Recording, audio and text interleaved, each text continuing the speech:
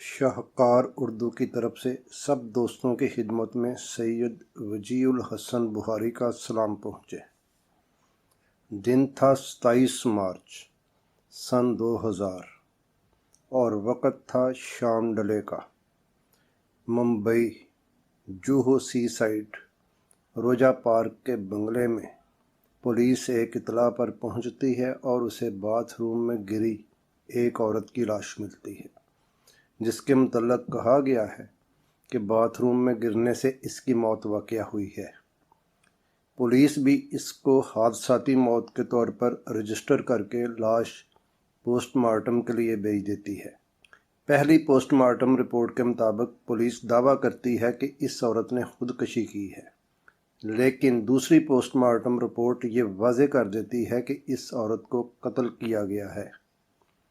पहले सर पर किसी तेज़ चीज़ से ज़रब लगाई गई और फिर गला गूंद दिया गया। दम घुटने से रूह जिस्म की कैद से आज़ाद हो गई। कत्ल होने वाली ये औरत कोई आम औरत नहीं, बल्कि फिल्म हकीकत, हीर रांझा और हंसते ज़हम जैसी हिट फिल्मों की हीरोइन, खूबसूरत और मशहूर अदाकारा प्रिया राजवंश है। प्रिया को किसने और क्यों कत्ल किया, ये कत्ल कहानी बयान करने से पहले थोड़ा जिक्र हो जाए प्रिया और इससे जुड़े कुछ किरदारों का। प्रिया का असल नाम वीरा सुंदर सिंह था। वो 31 दिसंबर 1936 को जेहलम, जो कि अब पाकिस्तान पंजाब में है, में पैदा हुई, जहां इसके वालिद सुंदर सिंह यूएनओ की तरफ से महकमा जंगलात में ऑफिसर थे। जल्द ही सुंदर सिंह का तबादला जेहलम से शिमला हो गया। शिमला ही में प्रिया का बचपन और लड़कपन गुजरा। प्रिया के दो भाइयों में से एक कमलजीत ने कई फिल्मों में अदाकारी की।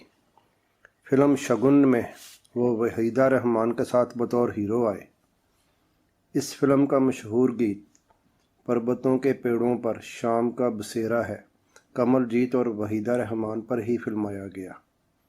कमलजीत ने बाद में वहीदा रहमान से शादी कर ली और यूं प्रिया और वहीदा रहमान का रिश्ता ननंद बावज का हुआ।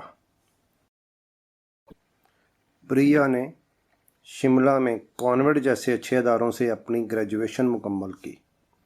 प्रिया को स्टूडेंट लाइफ ही से स्टेज ड्रामा और ऐसी ही एक्टिविटीज़ में हिस्सा लेने का शौक़ था। चंडीगढ़ में ऐसी ही किसी स्टेज एक्टिविटी में देखने वालों में ओमा आनंद भी बैठी हुई थीं, जो कि अदाकार देवानंद और विजय आनंद के बड़े भाई, मशहूर फिल्म साज और हदायतकार चेतन आनंद की बेगम थीं। ओमा आनंद खुद भी अदाकारा रह चुकी हैं। उन्होंने चेतन आनंद की पहली फिल्म नीचा नगर में माया का रोल अदा किया था। फिल्म टैक्सी ड्राइवर की वो शरीक स्टोरी राइटर थीं। जर्नलिस्ट और बच्चों से मुतल्लिका कई किताबों की मुसन्नफ़ भी थीं। ओमा आनंद ने प्रिया की परफॉर्मेंस से मुतासर होकर उसे अपने शोहर चेतन आनंद का विजिटिंग कार्ड दिया और उनसे मिलने का कहा। मुस्तकबिल का हाल कोई नहीं जानता। ओमा आनंद को भी मालूम नहीं था कि वो जिसको अपने शोहर का कार्ड दे रही हैं, वो मुस्तकबिल में ना सिर्फ उनका शोहर बल्कि सुकून और बहुत कुछ छीन लेगी। बहरहाल वक्ती तौर पर ओमा आनंद की बचत हो गई। प्रिया और चेतन आनंद की मुलाकात की नौबत न आई, क्योंकि प्रिया के वालिद की पोस्टिंग लंदन में आ गई और प्रिया भी अपने वालिद के साथ लंदन फ्लाई कर गई। लंदन में प्रिया ने रॉडा यानी royal academy of dramatic arts में दाखिला ले लिया। राडा का कोर्स मुकम्मल करने वाली पहली किसी एशियाई खातून का एजाज़ प्रिया ही को हासिल है। लंदन में भी प्रिया मुख्तलिफ स्टेज मसरूफियात में मशगूल रहीं। वहाँ भी प्रिया की किसी स्टेज परफॉर्मेंस से मुतासर होकर इंडियन बेस एक फिल्म साज रणबीर सिंह ने प्रिया को अपनी English film The Long Duel में कास्ट कर लिया।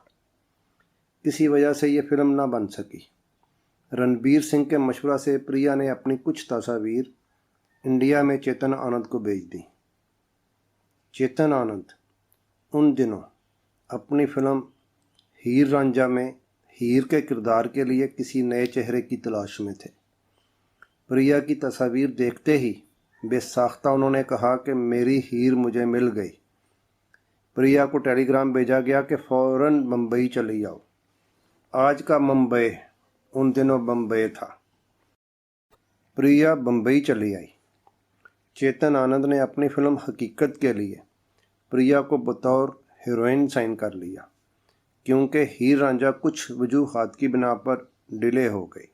प्रिया को, जो कि पहले वीरा सुंदर सिंह थी, चेतन आनंद ही ने प्रिया राजवंश का नाम दिया और ये फिर आइंदा ज़िंदगी में इसी नाम से पहचानी गई। हकीकत 1964 की हिट फिल्म साबित हुई। इन्हीं दिनों चेतन आनंद के अपनी बेगम उमा आनंद से इख्तलाफात चल रहे थे, जो कि बढ़ते बढ़ते फिर अब अलहदगी पर मुंतज हुए। दोनों में अलहदगी हो गई। उमा आनंद से चेतन के 2 बेटे केतन और विवेक थे। चेतन आनंद बीवी बच्चों से अलग होकर तन्हा रहने लगे। प्रिया भी तन्हा थी। दोनों करीब आते आते एक दूसरे की ज़रूरत बन गए। उमा आनंद को चूंकि बाकायदा तलाक नहीं दी गई थी, इसलिए मरवजा कानून के मुताबिक चेतन आनंद प्रिया से शादी ना कर सकते थे। लेकिन शादी ना करने और उम्रों में तकरीबन 20 साल का फ़र्क होने के बावजूद भी चेतन और प्रिया मरते दम तक एक दूसरे के बेहतरीन साथी रहे। हकीकत के बाद 1970 में ब्लॉकबस्टर हिट फिल्म हीर रांझा आई। हीर रांझा की कामयाबी के बाद सत्यजीत राय और राज कपूर जैसे बड़े हदायतकारों ने प्रिया को अपनी फिल्मों में कास्ट करना चाहा, लेकिन चेतन आनंद के कहने पर प्रिया ने ऐसी कोई पेशकश कबूल न की और अपने आप को सिर्फ चेतन आनंद ही की फिल्मों के लिए मखसूस रखा। हीर रांझा के बाद चेतन आनंद की आने वाली सभी फिल्मों, मसलन हंसते ज़हम, कुदरत, हिंदुस्तान की कसम वगैरह, सभी में प्रिया ने मरकजी या नुमाया किरदार अदा किए। चेतन आनंद का रोजा पार्क जोहो बम्बई में एक बंगला था, जहां चेतन और प्रिया का इकट्ठे ज़्यादा वक्त गुजरता था। प्रिया ने इस बंगले की बड़ी खूबसूरत आराइशो ज़बाइश की और इसे शेख का नाम दिया। प्रिया का अपना ज़ाती अपार्टमेंट मंगल किरण कल्लूमल एस्टेट में था, जिसे चेतन आनंद ने उसको दिया हुआ था। प्रिया चेतन की ज़िंदगी में और बाद में भी अपनी रात वही गुजारती थी। अलबत्ता दिन का बेशतर हिस्सा, ख़ुसूसन शामें, चेतन आनंद के साथ जुहू के बंगले ही में गुजरती थी। ज़िंदगी बड़ी हसीन थी, दिन बड़े अच्छे गुजर रहे थे, लेकिन इन अच्छे दिनों को गमगीन दिनों में बदलने वाला टर्निंग पॉइंट, बल्कि टर्निंग दिन भी आ गया, और वो दिन था 6 जुलाई 1997। इस दिन चेतन आनंद 76 बरस की उम्र में मुंबई में अचानक इंतकाल कर गए। वो दमा के मरीज़ थे। चेतन के बाद प्रिया की ज़िंदगी में खुशियाँ ख़त्म हो गईं और उनकी जगह गमों, तन्हाइयों और परेशानियों ने ले ली।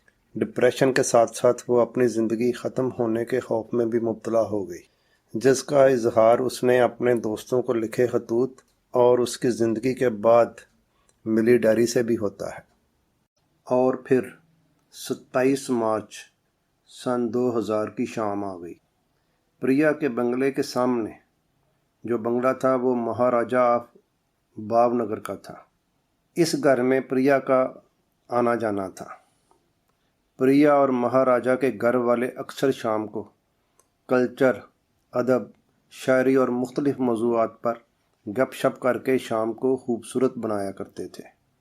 27 मार्च 2000 को भी, जिस दिन प्रिया कत्ल हुई, उस दिन उसने इस घर में आना था। महाराजा की बहू महारानी समयुक्ता बताती हैं, हम लोग उस शाम प्रिया का इंतज़ार कर रहे थे। प्रिया वक़्त की बहुत पाबंद थी। जब वो अपने वक्त पर ना आई तो हमें हैरानी हुई। हमने वॉचमैन को पता करने भेजा वॉचमैन को प्रिया की मेड मुलाजमा माला चौधरी ने कहा कि प्रिया तैयार होकर बस आपके यहाँ आने ही वाली है, लेकिन वो ना आई। हमने वॉचमैन को दोबारा भेजा, जिसने आकर बताया कि मुलाजमा कह रही है कि प्रिया बेहोश हो गई है। ये सुनकर मैं, मेरे शोहर और मेरी सास, हम सब उसकी तरफ दौड़ पड़े। मैंने उसके हाथ और पांव रब्ड यानी रगड़े मालिश किए, लेकिन वो इस दुनिया से जा चुकी थी। शी वॉज नो मोर। चेतन आनंद की वफ़ात के ठीक 2 साल 8 माह और 21 दिन बाद प्रिया राजवंश ये दुनिया छोड़ गई। जिस शाम प्रिया की मौत हुई, उस वक़्त उसके पास सिर्फ उसकी मुलाजमा माला चक्रवर्ती मौजूद थी। वो अपने 3 बच्चों के साथ इसी बंगले में रहती थी। प्रिया की मौत की खबर सुनकर चेतन आनंद के छोटे भाई, मशहूर हदायतकार अदाकार विजय आनंद, जिन्हें गोल्डी के निक नाम से भी जाना जाता है, चले आए। केतन आनंद जो किसी पार्टी में थे वो बाद में आए। माला ने इब्तदाई बयान में पुलिस को बताया कि इसकी मालकन यानी प्रिया ने इसे दूध लेने बाहर भेजा था। जब वो वापस आई तो उसने मालकन को बाथरूम में मुर्दा हालत में पाया। प्रिया के सर पर चोट और गर्दन में भी निशानात थे, लेकिन पुलिस ने हालात का जायज़ा लेकर प्रिया की मौत को हादसा करार दिया। सर की चोट को गिरने और गर्दन में लगे निशानात को जेवरात की वजह समझा गया, क्योंकि प्रिया मौत के वक़्त जेवरात पहने हुए थी। घर में तलाशी लेने पर 3 लाख की रकम भी मिली।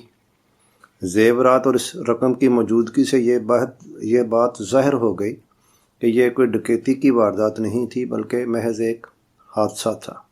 लाश को ज़रूरी कार्रवाई के लिए पोस्टमार्टम के लिए भेज दिया गया। दूसरे दिन अखबारात में प्रिया की मौत के बारे में तरह तरह के तबसरे किए। कहा गया कि इसने खुदकुशी की, क्योंकि वो चेतन की मौत के बाद गहरे डिप्रेशन में रहती थी। किसी अखबार ने मौत की वजह हार्ट अटैक समझा। किसी ने यह लिखा कि उसने काफ़ी मिकदार में शराब पी रखी थी, जिसकी वजह से वो तवाज़ुन खो बैठी और गिरने से इसकी मौत हो गई। यही कुछ श्रीदेवी की मौत के वक़्त भी ऐसा ही कुछ लिखा गया था। बहरहाल चूँकि बात प्रिया की हो रही है, प्रिया की पोस्टमार्टम रिपोर्ट आई तो उसमें इंकशाफ किया गया कि यह हादसा नहीं बल्कि कत्ल था। सर पर लगी चोट गिरने की नहीं, बल्कि सर पर किसी तेज़ चीज़ से ज़रब लगाई गई और गर्दन पर निशानात जेवरात के नहीं बल्कि गला गूंदने के थे, जिसकी वजह से दम घुटने से प्रिया की मौत हो गई। पोस्टमार्टम रिपोर्ट आने पर प्रिया की मुलाजमा माला चक्रवर्ती को हिरासत में लेकर तफ्तीश शुरू की गई, तो माला पुलिस के चुभते सवालात का सामना न कर सकी और उसने प्रिया के कत्ल का इतराफ़ कर लिया। माला ने यह वारदात अपने कज़न अशोक चिनास्वामी से मिलकर की।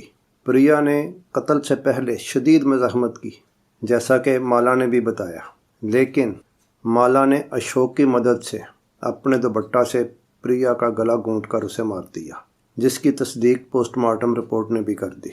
किसी यानी शहद ने इससे कबल पुलिस को बताया था कि इसने प्रिया और माला के झगड़ने की आवाज़ें भी सुनी थीं, लेकिन मालूम हुआ कि मालकन और मुलाजमा का आपस में झगड़ा मामूलात में शामिल था और ऐसी आवाज़ें अक्सर आया करती थीं। माला ने वजह कत्ल ये बयान की कि उसने ये कत्ल केतन आनंद और विवेक आनंद के कहने पर किया। उन्होंने इसे इब्तदाई तौर पर 4000 रुपये दिए थे। माला ने विवेक आनंद से अपने नाजायज़ ताल्लुकात का भी इतराफ़ किया। माला के इतराफ़ात और पोस्टमार्टम रिपोर्ट के बाद 4 अप्रैल 2000 को दोनों भाइयों केतन और विवेक और दोनों मुलाजमीन माला और अशोक, इन सब को बाकायदा गिरफ्तार किया गया। प्रिया राजवंश के बड़े भाई कंवर सिंह वो लंदन में रहते थे। वहाँ उनको प्रिया की मौत की इतला की गई, जिसे सुनकर वो फ़ौरन मुंबई चले आए। कंवर सिंह ने बतौर वारस कोपर अस्पताल से 4 अप्रैल को प्रिया की डेड बॉडी वसूल की। और उसी शाम प्रिया की चिता को शोलों के सुपुर्द कर दिया गया। इस मौका पर अदाकार शत्रुघ्न सिन्हा, सिद्धार्थ काक और विजय आनंद भी मौजूद थे। कंवर सिंह ने पुलिस तफ्तीश पर इत्मीनान का इजहार किया, लेकिन आनंद फैमिली ने इस मौका पर केतन और विवेक का साथ दिया और पुलिस के इल्जामात को गलत करार दिया। केतन आनंद और विवेक आनंद के चचा अदाकार देवानंद का कहना था, इनके दोनों भतीजे मासूम हैं, वो ऐसा नहीं कर सकते, मैं इन्हें अच्छी तरह जानता हूँ। दूसरे चचा विजय आनंद, उनका कहना था कि आनंद फैमिली ने प्रिया के कत्ल के फौरी बाद अपना रद्द अमल नहीं दिया, जिसका फ़ायदा उठाकर और माला की गवाही को बुनियाद बनाकर इनके भतीजों के खिलाफ कार्रवाई की गई। हमने इनकी ज़मानत की दरख्वास्त भी इसलिए नहीं दी थी कि हमें इनकी मासूमियत पर यकीन है। उन्होंने माला की तरफ से विवेक आनंद से नाजायज़ तल्लुकात के बयान को भी जुटलाया और कहा कि वो झूठ बोलती है। विवेक की शादी मनाली के एक बाअसर और इज्जतदार घराने की खूबसूरत औरत से हुई है, वो ऐसा क्यों करेगा। विजय आनंद ने यह भी कहा कि प्रिया को कत्ल करने में आखिर इन भाइयों को क्या फायदा, क्योंकि केतन की बीवी इस दुनिया में नहीं और उसकी बेटी केतन को छोड़कर जर्मनी में है। उनके दरमियान काफी झगड़े भी हैं। इस मौका पर केतन के बारे में थोड़ा सा बता दें। केतन आनंद, जिसके नाम पर चेतन आनंद ने अपने भाइयों देवानंद और विजय आनंद के साथ मिलकर नव केतन के नाम से पहली फिल्म कंपनी बनाई थी। केतन खुद भी हिदायतकार रहा, जिसने शर्त और टूटे खिलौने जैसी फिल्में बनाई और कुछ टीवी सीरियल्स भी बनाए। केतन की बीवी जर्मन थी और केतन ने इख्तलाफात की बिना पर उसको तलाक दे दी थी। डिप्रेशन और तलाक की वजूहात की बिना पर इस जर्मन बीवी ने खुद को फांसी लगाकर खुदकशी कर ली। उसी का जिक्र विजय कर रहे थे कि उसकी बीवी अब इस दुनिया में नहीं और उसकी बेटी केतन को छोड़कर जर्मनी में है। विजय आनंद ने प्रिया के भाई कंवर सिंह के रवैया की भी शिकायत की। विजय ने बताया कि कंवर ने उसे लंदन से कॉल करके कहा कि वो हमारे पास ठहरे। मैंने उसके लिए एयरपोर्ट कार भेजी, लेकिन इसी दौरान वो कुछ दूसरे लोगों से राब्ते में आ चुका था। वो बजाय मेरी भेजी गई कार से आने के इन्हीं में से किसी के साथ चला गया। जबकि कंवर सिंह का कहना था कि चेतन की वफात के बाद प्रिया से आनंद फैमिली ने अच्छा सलूक नहीं किया, उसको कोई इज्जत नहीं दी, ट्रीटेड हर लाइक डर्ट। सवाए गोल्डी की बहन के आनंद फैमिली का कोई भी मेंबर मेरे पास ताज़ियत के लिए नहीं आया। प्रिया के कत्ल की बुनियादी वजह जूहू का बंगला शेख, इसमें उसका तीसरा हिस्सा था। कहा जाता है कि केतन आनंद और विवेक आनंद उसको उसका हिस्सा नहीं देना चाहते थे, इसीलिए उसे रास्ते से हटाने का प्रोग्राम बनाया गया। एक और कहानी के मुताबिक प्रिया माली मुश्किलात का शिकार थी। वो अपना हिस्सा फरोख्त करके लंदन जाना चाहती थी और इस सिलसिले में इसके किसी प्रॉपर्टी डीलर से बातचीत भी हो रही थी, लेकिन इस वक्त मार्केट में दाम कम चलने के बायस या किसी और वजूहात की बिना पर केतन और विवेक ऐसा नहीं चाहते थे। बहरहाल कत्ल का बुनियादी मुहर्रक यही बंगला बना। 1 जुलाई 2000 को चारों मुलजमों के खिलाफ जूहू पुलिस ने चार्जशीट फाइल की। प्रिया के कत्ल के तकरीबन 2 साल बाद 31 जुलाई 2002 को मुंबई सेशन कोर्ट के जज SP निकम ने चारों मुलजमों को जुर्म साबित होने पर उम्र कैद की सज़ा सुना दी। केतन और विवेक, जो इससे पहले ज़मानत पर रहा थे, पुलिस ने इनको मौका पर दोबारा गिरफ्तार करके जेल भेज दिया। सज़ा का फ़ैसला सुनने के लिए प्रिया के भाई 2 दिन पहले खुसूसी तौर पर लंदन से मुंबई पहुंचे थे। फ़ैसला सुनकर उन्होंने आंसुओं से डुबडुबाती आंखों के साथ कहा कि आखिरकार मेरी बहन को इंसाफ मिल गया, वो अब कब्र में सुकून से रहेगी। मुजरमों के वकील ने कहा कि हम हाई कोर्ट में अपील करेंगे। कहानी अभी ख़त्म नहीं हुई और इस कहानी की आखिरी अपडेट ये है कि 1 नवंबर 2002 को मुंबई हाई कोर्ट ने केतन आनंद और विवेक आनंद की अपील मंजूर करके दोनों को 50,000 के इव्ज़ ज़मानत पर रिहा कर दिया और अब ये केस हाई कोर्ट में है। दोनों भाइयों के मुल्क छोड़ने पर पाबंदी है। एक और अपडेट ये है कि मुजरमों के चचा विजय आनंद 23 फरवरी 2004 को 70 बरस की उम्र में हार्ट अटैक की वजह से इंतकाल कर गए। दोस्तों, आने वाले दिनों में भी आपकी खिदमत में मज़ीद ऐसी कहानियाँ और सेलेक्टेड बुक रीडिंग्स पेश की जाती रहेंगी। गुजारिश है, अगर आपको अच्छा लगा है तो इस चैनल को सब्सक्राइब कर लें। दूसरी बात यह है कि चूँकि ये एक तहकीकी कहानी है, इसलिए बतौर हवाला या रेफरेंस मैं ज़रूरी लिंक्स डिस्क्रिप्शन में दे रहा हूँ, ताकि कोई दोस्त मज़ीद डिटेल्स चाहे तो देख ले। अलबत्ता टाइम्स ऑफ इंडिया के उन दिनों के अखबारात अब वो उनके लिंक्स हैं, लेकिन अब वो खुलते नहीं हैं। बहरहाल किसी गलती या हामी को देखिए तो कमेंट बॉक्स में ज़रूर लिखिए, क्योंकि इंसान गलतियों ही से सीखता है। दुआ में याद रखिए। सैयद वजीउल हसन बुखारी को इजाज़त दीजिए। अल्लाह हाफिज़।